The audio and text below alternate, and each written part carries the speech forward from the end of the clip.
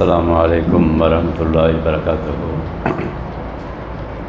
அல்ஹம்துலில்லாஹி ரப்பில் ஆலமீன் வல் ஆகிபத்து லில் முத்தகீன் வஸ்ஸலாத்து வஸ்ஸலாமு அலா ரசூலில்லாஹி ஸல்லல்லாஹு அலைஹி வஸல்லம் வ ஆலிஹி வ ஸஹ்பிஹி அஜ்மாயின். அம்மா பஅத்.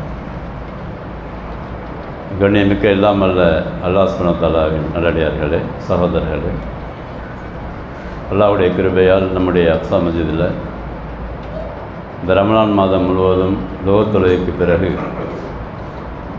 உலக மக்கள் அனைவருக்கும் நேர்வழி காட்டியாக அல்லாஹ் இறக்கி அருளி இருக்கிற இந்த அல் குர்ஆன் உலக மக்கள் அனைவருக்கும் உண்மையான உலக பொதுமறையாக இருக்கிறது.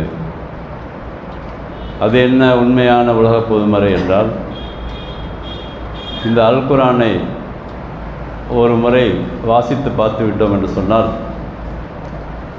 மனித குலத்திற்கு தேவையான அனைத்தும் அதில் இருக்கிறது என்பது நமக்கு புரியும். 15 நூற்றாண்டுகளாக இந்த சத்திய கொள்கை ஏற்றுக்கொண்டவர்கள் கூட அல்லாஹ் சொன்ன மாதிரி இந்த குர்ஆனை பயன்படுத்தாத காரணத்தினால்தான் தீமைகள் நம்மளை விட்டு மாறாமல் இருக்கிறது என்பதையும் நாம் அறிந்திருக்கிறோம். அல்லாஹ் சுப்ஹானஹு வ தஆலா இந்த குர்ஆனை இறக்கி அந்த குர்ஆன் மூலமாக கிடைக்கிற படிப்பினை நாம் பெற்றுக்கொண்டு சீர்திருத்தம் பெற வேண்டும் என்பதற்காகத்தான் இதை இறக்கி இருக்கிறான் எல்லா மனிதர்களுக்கும். அப்போ நான் சீர்திருத்தம் அடைய மாட்டேன் என்று சொல்லிவிட்டு மனமுரண்டாக இருப்பவர்களுக்கு இது புரியாது. அதான் சொன்னோம், நேற்று பாடத்தில் பார்த்தோம். நான் அப்படி தான் இருப்பேன், நீ பாட்டு வேலையை பாரு அப்படிங்கிற மாதிரி இருந்தால் புரியாதுன்னு நேற்று பார்த்தோமா இல்லையா? அப்போ மறுமையுடைய அந்த நம்பிக்கை யாராருக்கெல்லாம் இல்லையோ அவர்களுக்கு இந்த குர்ஆன் புரியாது என்று சொல்லும் அல்ல நேற்று ஆயத்தில் நம்ம படித்தோம் 17:45. அப்போ நமக்கு ஒரு ஸ்டேட்டஸ் இந்த மக்கள் மத்தியில் ஒரு உண்மை முதல்ல விளங்கி ஆகணும். என்ன உண்மை? நான் ஒருவனால் படைக்கப்பட்டிருக்கிறேன். மிகப்பெரிய ஆற்றல் உடையவன், மிகப்பெரிய வல்லமை உடையவன். அவனை போன்று எந்த ஒன்றும் இல்லை, அவனுக்கு நிகராக எதுவுமே கிடையாது. ஒரு மாபெரும் ஆற்றலுக்கு சொந்தக்காரன், அவனை கற்பனை செய்ய முடியாது. அப்படிப்பட்ட மிகப்பெரிய ஆற்றல் உடைய ஒருவன் தான் இந்த உலகத்தை படைத்திருக்கிறான். உலகத்தை படைத்து என்னையும் அவன் தான் படைத்திருக்கிறான். ஒவ்வொருத்தரும் நினைக்க வேண்டிய சப்ஜெக்ட் இது முதல்ல. அப்போ தான் இந்த குர்ஆன் புரியும். சில பேர் என்ன கேட்குறாங்கண்டா, சில பேருக்கு தானே குர்ஆன் புரியும், எல்லாருக்கும் எப்படி புரியுண்டு? புரியாமல் ஆனதற்கு காரணமே நம்ம தான். நல்லா ஞாபகம் வச்சுக்க சொல்கிற பாயிண்ட்டு. மற்ற விஷயம்லாம் புரியுதுன்னா செய்த உலகத்தில் நம்மளுக்கு எவ்வளோ விஷயம் புரியுது. அதை எப்படி செய்யலாம், இதை எப்படி செய்யலாம், பிஸ்னஸ் எப்படி செய்யலாம், கடை எப்படி வைக்கலாம்.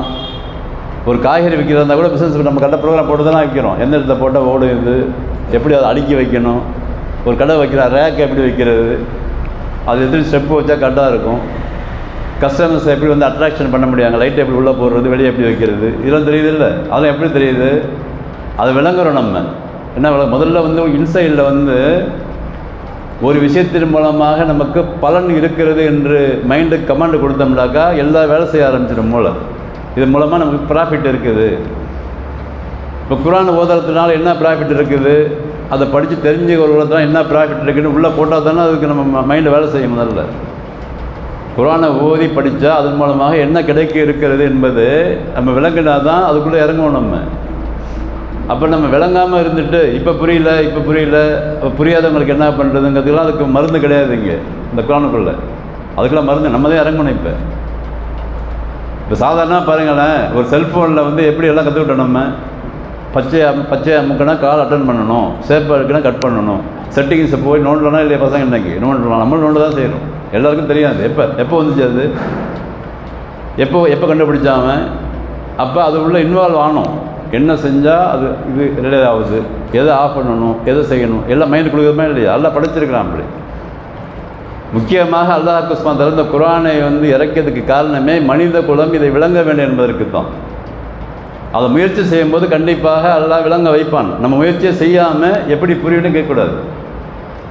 முயற்சியை நம்ம செய்யலை. முதல்ல நம்ம என்ன செய்கிறோம்னாக்கா ஓதிக்கிட்டு இருக்கிறோம். இப்போ ஓதிட்டு நன்மை கிடைக்கும்னு ரசூலுல்லாஹ் சொன்ன காரணத்தினால ஓதிட்டு இருக்கிறோம். அவ்வளோதான் நம்ம செய்கிறோம். அதில் ஓதிட்டு இருக்கிறதுல உள்ளே என்ன இருக்குன்னு விளங்க முற்பட்டால் விளங்கலாம், எல்லாருமே விளங்கிடலாம். விளங்குவதற்காகத்தான் அல்லாஹ் வந்து விளங்கியவர்களை வைத்து வேலை வாங்கியிருக்கிறான். இந்த நூற்றாண்டில் யாருக்கெல்லாம் விளங்க முடியாதோ அதுக்காகத்தான் இந்த மொழியில் விளங்கிங்க. நீங்கள் இதுக்கு கேள்வி இருக்குது. எதுக்கு? 20ஆம் நூற்றாண்டுகளுக்கு பிறகு வாழ்கிற மனித சமுதாயத்திற்கு கேள்வி கொஞ்சம் எக்ஸ்ட்ரா தான் இருக்கும். 19ஆம் நூற்றாண்டில் உள்ள கேள்வி கொஞ்சம் கம்மியாக தான் இருக்கும். ஏன்னா அவங்க ஓத தானே முடியும். அப்போ டிரான்ஸ்லேஷன் வழியில் ஓதி வரி முடி வச்சுருப்பாங்க, எது ஒன்று செஞ்சுட்டு இருப்பாங்க. அப்போ எந்த அளவுக்கு அல்லாஹ் அருள்கொடை புரிந்திருக்கிறானோ அதுக்கு தகுந்த மாதிரி தான் கேள்வி இருக்கும். இப்போ இந்த நம்ம வாழ்கிற காலத்தில் ஈஸியாக வச்சுருக்கான்ல, அதை அந்த ஈஸியாக வச்சுருந்தும் நான் படிக்க மாட்டேன், நான் அப்படி தான் இருப்பேன், மனமுருண்டாக இருந்தோம்னு சொன்னாக்கா அதுக்கு தீர்வு கிடையாது. அதுதான் அல்லாஹ் நேற்று சொல்லி அந்த தியாயத்தில் பார்த்தோம். 17:45 முதல்ல படைத்தவன் அவன்கிட்ட நான் வந்திருக்கிறேன், இங்கே வாழுகிறேன், நான் போகிறேன், போய் அவன்கிட்ட போய் நிற்க போகிறேன், மறுமை ஒன்று இருக்கிறது, அவ்வளோதான் சப்ஜெக்ட்டு. இந்த சப்ஜெக்டை உள்ளே கொடுத்துட்டோம்னாக்கா இப்போ குரான் புரிய ஆரம்பிச்சிடும். ஏன் குரான் புரியாட்டினா என்ன இப்போனாக்கா குரானுக்குள்ளே தான் எல்லாம் இருக்குது. நம்ம வாழ்கிற முறைகள் அது உள்ள தானே இருக்குது, வேறு எங்கே போய் படிக்கிறது? அதுதான் நம்ம நம்புகிறோம். அல்லாஹ் இறக்கிய இந்த குரான் நம்ம நம்புகிறோம். அதுக்குள்ளே தான் கைடன்ஸ் நமக்கு இருக்குது. அதை படிக்காமல் இருந்தால் அது எப்படி நம்ம வாழ்கிறது இந்த உலகத்தில்? அப்போ அங்கே போய் என்ன பதில் சொல்ல போகிறோம்? மறுமையில் போய் நின்றுட்டு தெரியாது. அல்லாஹ் கேட்பான், அலம் யாத்திக்கும் நதீர். கேள்வி இருக்குது, குரான் வசனம் இருக்குது. அலம் யாத்திக்கும் நதீர், உங்களிடத்தில் அச்சமூட்டி எச்சரிக்கை செய்வர் வந்தாரா? வந்தால் காலு பலா வந்தால் செஞ்சார். இப்போ கதை பண்ணோம். இப்போ குல்னா மா நஸ்ஸல் அல்லாஹ் மின் ஷைஇன், நாங்களாம் சொன்னோம், வந்துச்சு. அது வந்து என்ன உண்மை புரியலன்னு அர்த்தம். அதுக்கு நஸ்ஸல் அல்லாஹ் மின் ஷைஇன் வந்தாங்க. அப்போ அல்லாஹ் சுப்ஹானஹு வ தஆலா நபிமார்களை அனுப்பினா, நபிமார்களுக்கு பிறகு தூதர்களை வந்து ஒவ்வொரு இடங்களுக்கு வந்து அந்த இல்மை கொடுத்து அந்தந்த ஏரியாக்களுக்கு அல்லாஹ் ஆளை வைத்திருக்கிறான். எல்லா மொழியிலையும் இருக்குது. அந்தந்த செட்டப்புகளை எல்லாம் ஏற்படுத்தி வைத்திருக்கிறான். அதை படிப்பதற்காக ஆட்களை ஏற்பாடு பண்ணி வச்சுருக்கிறான். எழுத்துக்களை ஒன்றாக கூட்டுவதற்கு ஏற்பாடு பண்ணி வச்சுருக்கிறான் மக்தப் மதரசாங்கிற பேரில். அதுக்கு பிறகு வார்த்தைக்கு அர்த்தத்தை ஏற்பாடு செய்து வைத்திருக்கிறான். அப்புறம் வந்து வாழைப்பழத்தெல்லாம் உரித்து கையிலே கொடுத்து இது சாப்பிடுங்கன்னு சொல்கிறான். அப்படி நான் திங்க மாட்டேன் எனக்கு புரியாதுன்னா ஏன் புரியாது? எப்படி புரியும்? அல்லாஹ் ஏற்பாடு செய்திருக்கிற எளிமையான விஷயத்தை நாம் வந்து யூஸ் பண்ண ஆரம்பித்தா புரிஞ்சிடும். புரியாத சப்ஜெக்ட் எல்லாம் கொடுக்கல இங்கே குரானில். எந்த சப்ஜெக்ட் எல்லாமே புரியும். நமக்கு என்னன்னா இன்னொன்று படிச்சுட்டா சில பேருக்கு அப்படி ஒரு எண்ணம் இருக்கும். நான் சில பேர் சந்திச்சிருக்கேன் நம்ம தாவா லைனில். படிச்சுட்டா விட வேண்டியிருக்கும். இப்போ அரபி ஓதிட்டு இருந்தால் பிரச்சனை இல்லை, அரபி ஓதிட்டே இருக்கிற ஒருத்தர் பிரச்சனை கிடையாது. ஆனால் அரபியை ஓதிட்டு தமிழை படித்தாருனாக்கா அவர்கிட்ட அந்த கேரக்டர் இருக்கும். ஒரு வேலை வட்டி வாங்கியிருப்பார் அல்லது வேறு விதமான கெட்ட பழக்கம் இருக்கும். அது தெரிஞ்சுக்கிட்டால் விடணுமில்ல. அப்போ தெரியாமல் ஓதிட்டே இருந்தாலும் விட தேவையில்லை. அல்லாவோட வேதத்தை ஓதிட்டே போயிட்டுருக்கலாம். இது மாதிரி ஆளுங்களும் இருக்கிறாங்க. அதுக்கு அல்லாஹ் சொல்லணும். நேற்று அந்த செய்தியை செவிமடுப்பாங்க. செவிமடுத்து கொண்டு அதை பற்றி கமெண்ட் பண்ணுவாங்க. அவங்க கொடுத்து சேர்ந்துக்குவாங்க. இப்போலாம் சொல்கிறாங்க பாருங்க, மக்களுடைய நிலைமைகளை பற்றி அல்லாஹ் சொல்லும் பொழுது பல வகையான மக்கள் இந்த உலகத்தில் இருப்பார்கள். ரசூலுல்லாஹ் சொல்கிறான் அல்லாஹ், பல வகையான மக்கள் இருப்பாங்க. ஒவ்வொருத்தவங்க ஒரு ப்ரோக்ராம் போட்டுட்டு வாழ்வாங்க இந்த உலகத்தில். அவங்கவுங்க ஒரு கேரக்டர் வைஸாக இருப்பாங்க. அப்படி இருந்தாலும் உன் வேலை என்னன்னு சொன்னாக்கா, ஏன்டேருந்து வர செய்திகளை சொல்லிவிட்டு உன் வேலையை நீ பார்க்க வேண்டியது தான். எல்லாரையும் புரிஞ்சு கொள்ளவனால் வைக்க முடியுமானா முடியாது. எல்லா ரசூலுல்லாஹ்க்கே தான்.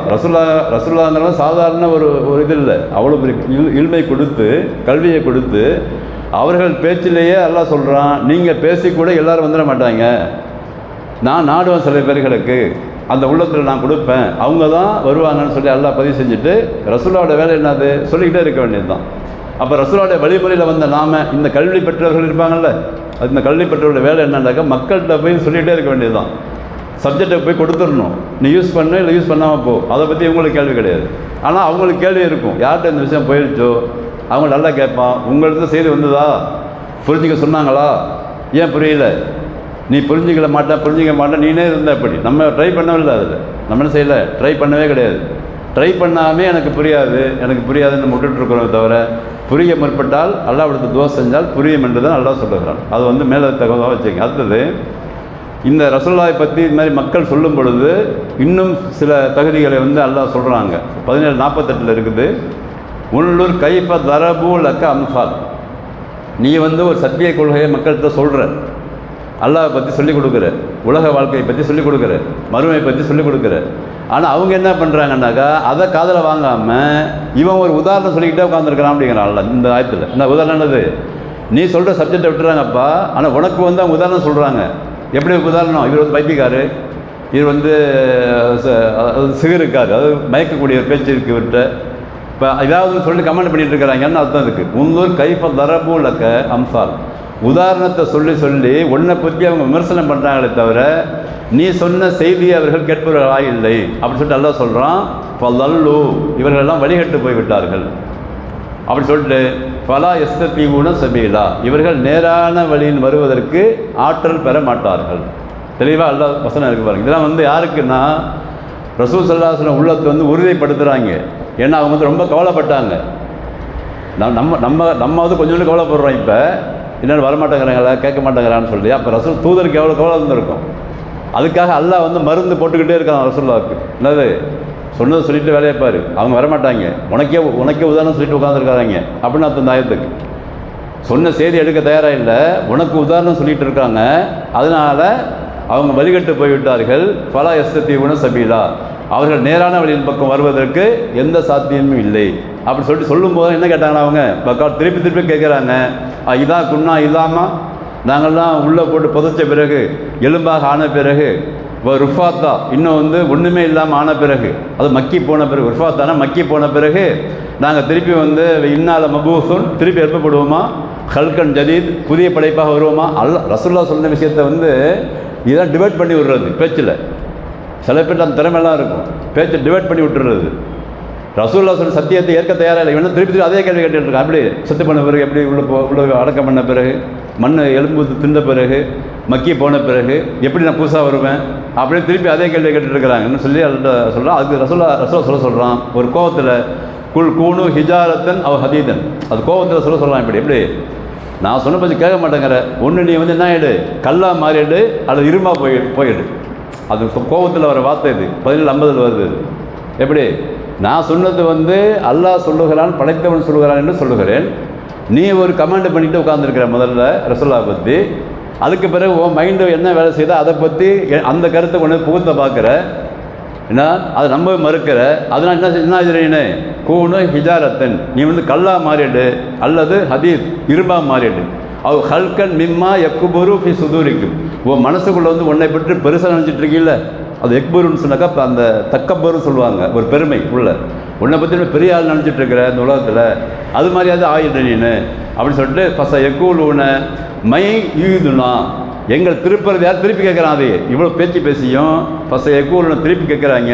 மை ஈதுனா ஃபில் குல் அப்படின்னு சொல்லிட்டு, அதாவது ரசூலுல்லாஹ் சொல்லி கலைச்சி போயிருப்பாங்க போல இருக்குது.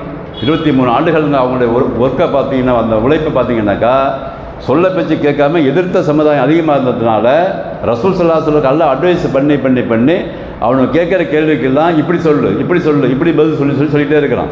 திருப்பி கேட்குறான், மை ஈதுனா, எங்களை யார் திருப்பி வந்து கொண்டு வருவா. அதுக்கு ரசூலுல்லாஹ் சொல்லலாம், குல் அல்லதி ஃபத்தரக்கும் அவ்வள மர்ரா, யார் உன்னை ஆரம்பமாக படைத்தானோ அவன் திருப்பி கொண்டு வருவான்னு சொல்ல போய். ஒன்று ஆரம்பம் படைச்சது தெரியல, உனக்கு தெரியாது. நீ எப்படி உருவானு உனக்கு தெரியாது. நீ நினச்சிட்டு இருக்க தானாக மேலேருந்து குச்சிட்டு வந்திருக்கேன்னு நினச்சிட்டு இருக்கிற, வானத்துலேருந்து நேராக வந்து பீமிலேருந்து உட்காந்துருக்கேன்னு நினச்சிட்டு இருக்கிறேன். உனக்கு வந்து வேறு ஸ்டெப்பெலாம் இருக்குது, உன்னை படைப்பதற்கான ஏற்பாடுகள் வேறு இருக்குது, நீ வந்த விஷயம் வேறு, நீ எப்படி உலகத்தில் படைக்கப்பட்டங்கிற விஷயம் இருக்குது, நீ எப்படி வாழ்கிறேன்ற விஷயம் இருக்குது, உனக்கு வாழ்வதற்கு தேவையான விஷயங்கள் யார் கொடுக்குறான்னு இருக்குது, அதெல்லாம் உனக்கு விளங்க மாட்டேங்குது.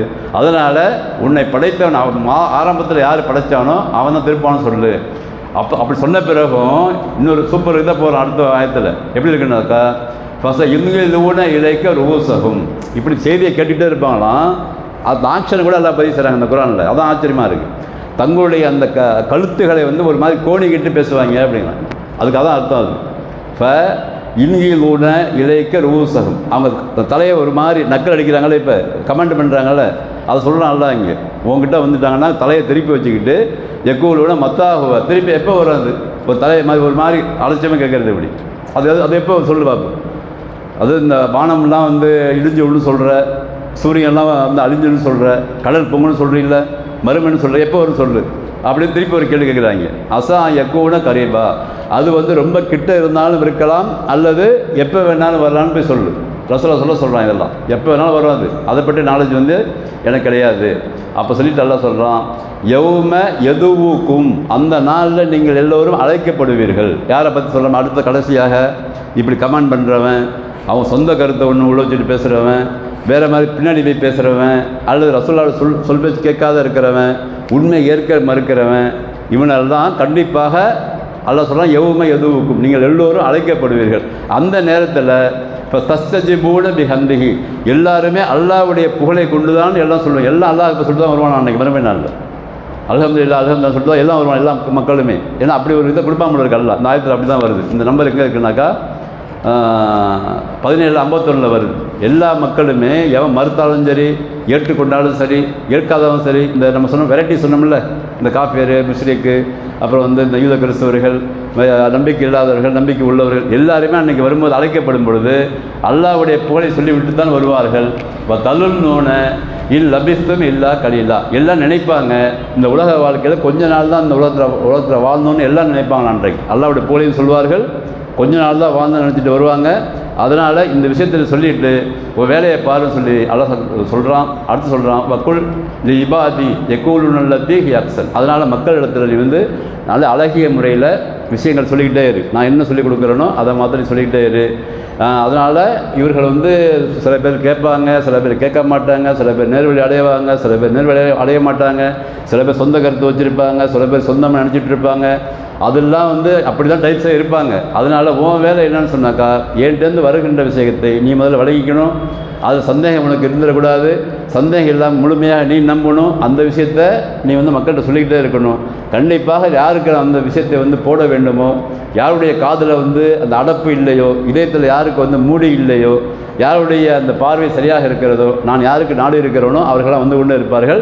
அது அந்த வேலை உன் வேலை கிடையாது என்று சொல்லி ரசூல் ஸல்லல்லாஹு அலைஹி வஸல்லம் அவர்களுக்கு அல்லாஹ் சொல்லி கொடுத்துருக்கிறான். அந்த விஷயங்களைத்தான் நம்ம வந்து இத்தனை நாளாக பார்த்துட்ருக்குறோம். இன்னும் வந்து பல விஷயங்கள் இந்த குர்ஆனுக்குள்ளே இருக்க மக்களை பற்றிலாம் அதை வந்து நம்ம இருக்கிற இந்த ரமலான் மாதத்தில் 1-2 நாள் தான் பாக்கி இருக்குது. அதனால இறுதியாக இன்ஷா அல்லாஹ் இந்த யூத கிறிஸ்தவர்கள் பற்றி அல்லாஹ் வந்து குர்ஆனில் என்ன சொல்லுறாங்க பார்த்து லாஸ்ட்டாக நம்ம பார்த்துட்டு, அதுக்கு பிறகு இந்த குர்ஆனோடு உள்ள தொடர்புகளை நம்ம வந்து ஒவ்வொரு தனி மனிதனும் ஏற்படுத்தும் பொழுது தான் இதுக்கு விடிவு காலம் பிறக்கும். அதாவது நம்மகிட்ட இருக்கிற கெட்ட பழக்கத்தை விழுடுமே தவிர படிக்கிறதை விட்டுறக்கூடாது. சில பேர் கமெண்ட் பண்ணுவாங்க சில இதில், என்னப்பா அவங்க வந்து சிகரெட்டு பிடிப்பது உடல் நலத்துக்கு தீங்குன்னு போட்டிருப்போம் பாக்கெட்டில். நான் இது மாதிரி போட்டிருக்கானே அப்படின்ட்டு நான் படித்தேன், நான் விட்டுட்டேன் அப்படிமான சில பேர். எதை விட்டுட்டேன்? படிக்கிறத விட்டுட்டான். அவன் குடிக்கிறத விடல, உடல்நலத்துக்கு கேடுங்கிற படிக்கிறத விட்டுட்டேன் அப்படின்னு சொல்லி கமெண்ட் நம்ம பார்க்குற பத்திரிக்கையில் இந்த துணுக்குன்னு ஜோக்ஸை போடுவாங்க. அதே மாதிரி தான் இப்போ இது என்னண்டாக்கா, நம்ம சமுதாயம் என்னண்டாக்கா, எனக்கு புரியாதுன்ட்டு உட்காந்துருக்குது. யார் சொன்னால் புரியாதுன்ட்டு? எங்கே இருக்குது? அப்படி எங்கேயாவது இருக்குதா? புரியாதுங்கிற வார்த்தை குர்ஆனில் எங்கேயாச்சும் இருக்கு? காப்பி சொல்லுங்கள். யாராவது பார்த்தோம் இவ்வளோ பேசுகிறாங்கல்ல. அல் குர்ஆனை வந்து ஒரு மனிதன் படித்தா புரியாதுங்கிற வார்த்தையே கிடையாது. மாறாக என்ன இருக்குன்னாக்கா, வழக்கது எஸ்ஸர்னல் குர்ஆன் அடி திக்ரி ஃபஹல்பி முத்தக்கு, ரொம்ப லேசாக வச்சுருக்கிறேன், எடுத்து படித்து பாரு, படித்து பார்த்துட்டு அது விளங்க முற்படு, உனக்கு புரியலன்னா அப்புறம் பாரு. நீ முயற்சி பண்ணாமே புரியாதுன்னு உட்காந்துக்கிட்டீங்கன்னா எத்தனை காலத்துக்கு இந்த பேர் சொல்ல போகிறேன்னு சொல்லி எல்லாம் பல இடங்களில் கேட்குறோம். அதனால் இந்த கான்செப்ட் நம்ம எல்லாம் எடுப்போம் முதல்ல இன்ஷா அல்லாஹ். ஓத தெரியாதவர்கள் ஓதி படுங்க, வயசுலாம் பிரச்சனை இல்லை. இதுக்கு ஓத தெரியாதவர்கள் வயசு எனக்கு 50 வயசாச்சு 60 வயசாகிடுச்சு, அதெல்லாம் அவர்கிட்ட பேச முடியாது. உட்காந்து வந்து எப்படி மற்ற பாடங்களை படிக்க ஆரம்பிக்கிறீங்களோ, பிஸ்னஸ் பண்ணுறீங்களோ, அது மாதிரி இதில் முயற்சி பண்ணுங்கள். குறிப்பிட்ட காலத்திலே உங்களுக்கு வந்து அல்லாஹ் நமக்கு வந்து ஒரு மிகப்பெரிய மாதிரி கொடுத்துருவேன். ட்ரை பண்ணணும், முதல்ல ட்ரை பண்ணாக்கா கிடைக்கும். படைச்சவன் சொல்லுகிறான் புரியுன்னு சொல்லி நம்மளாம் விளங்கக்கூடாது. புரியாது விளங்கிட்டு இருந்தோம்னாக்கா எதுவுமே புரியாத ஆகிவிடும். அதனால் இன்ஷா அல்லாஹ் நம்ம சொன்ன சில வசனங்களுடைய ஆயத்துக்கள்லாம் வந்து இந்த 18-20 நாட்களாக குறிப்பிட்ட விஷயத்தை சொல்ல முடிஞ்சிருக்கு. நம்மளுக்கு இன்னும் ஏராளமான விஷயங்கள் புதையல்கள் உள்ளே இருக்குது. அதை ஒவ்வொரு தனி மனிதர்களும் படிக்கும்போது சில விளங்கும் போது நம்மிடத்தில் இருக்கிற அந்த கெட்ட விஷயங்கள்லாம் மாற ஆரம்பிக்கும். நல்ல மனிதனாக வாழ்ந்து அல்லாஹ்வுக்கு பொருத்தமாக வாழ்ந்து மறுமை சந்திக்கக்கூடிய மக்களாக நாமெல்லாம் ஆகுவோம். அதற்கு வல்ல ரஹ்மான் அனைவருக்கும் அருள் பாலிப்பானாக. ஆஹிரு தாவனா அல்ஹம்துலில்லாஹி ரப்பில் ஆலமீன். அஸ்ஸலாமு அலைக்கும் வரஹ்மத்துல்லாஹி வபரகாத்துஹு. சுப்ஹானக்கல்லாஹ்.